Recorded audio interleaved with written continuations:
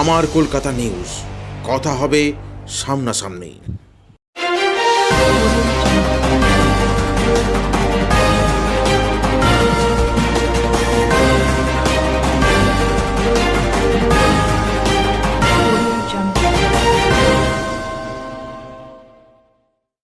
হুগলি লোকসভা কেন্দ্রের তৃণমূল কংগ্রেসের প্রার্থী রচনা বন্দ্যোপাধ্যায়ের সমর্থনে আজ পান্ডুয়া বিধানসভার অন্তর্গত কলবাজার থেকে কাকলি সিনেমা হল পর্যন্ত প্রায় ৩ কিলোমিটার একটি রোড শোতে অংশগ্রহণ করলেন ঘাটালের তৃণমূল কংগ্রেস প্রার্থী তথা অভিনেতা দীপক অধিকারী ওরফে দেব।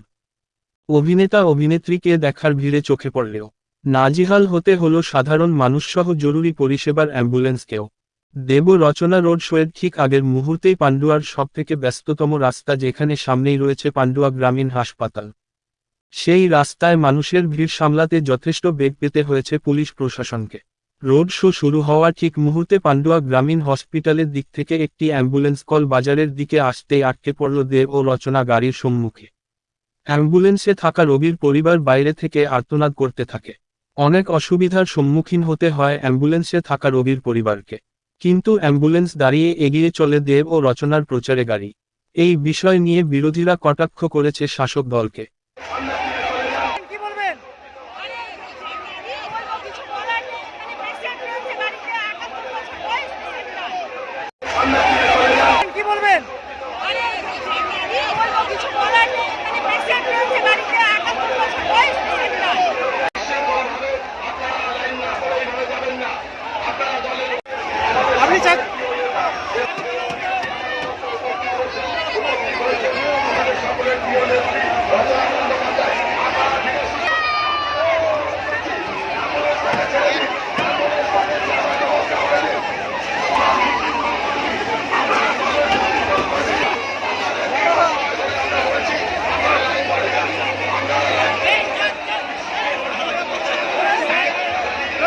ব্যাপারটা হচ্ছে, আমরা প্রথম থেকে আমরা বলেছিলাম যে আমাদের দেব এবং রচনা থাকবে। দেবের একটা আলাদা একটা ভূমিকা থাকে, যে জনসমর্থন দেবেন। এমনি তো তৃণমূল কংগ্রেসের জনসমর্থন আছে, আমাদের দেব একটা সেলিব্রিটি, রচনা একটা সেলিব্রিটি যে প্রার্থী।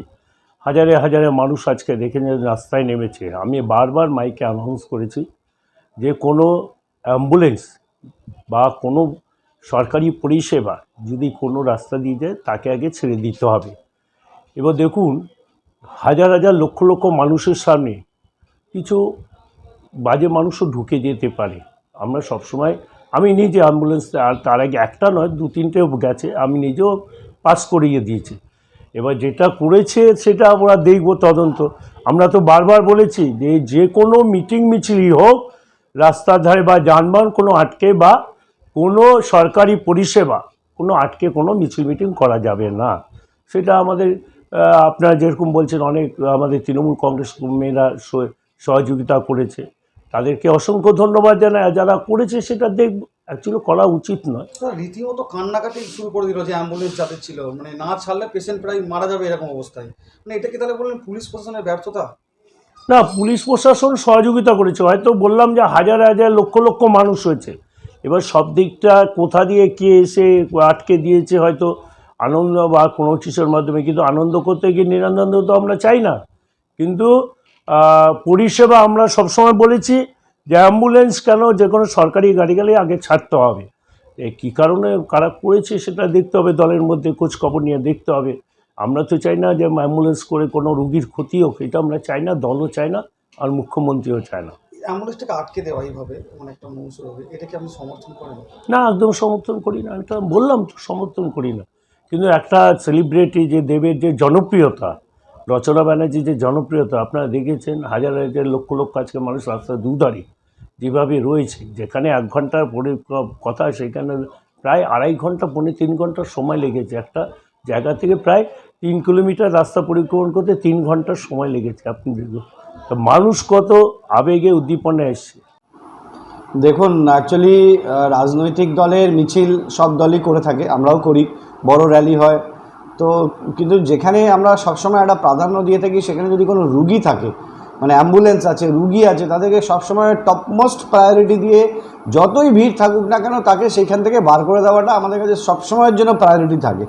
এবার তৃণমূল কংগ্রেসের র্যালি হচ্ছে, এদের মধ্যে যে ঔদ্ধত্য এবং অমানবিকতা, যে আমরা একটা অ্যাম্বুলেন্সকে যেতে দেব না বা আমরা অ্যাম্বুলেন্সকে পাস দেব না, সাইড দেব না, এই যে একটা চরম উদ্ধত্ত বা বিশৃঙ্খলা, এটা অত্যন্ত দুঃখজনক এবং দুর্ভাগ্যজনক।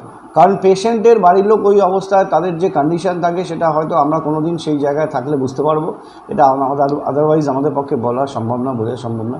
কিন্তু এটা খুব দুর্ভাগ্যজনক। তো তৃণমূল কংগ্রেসের মতন একটা দলের কাছ থেকে শৃঙ্খলা আশা করাটা তো খুব কঠিন, ওটা আশা না করাই ভালো।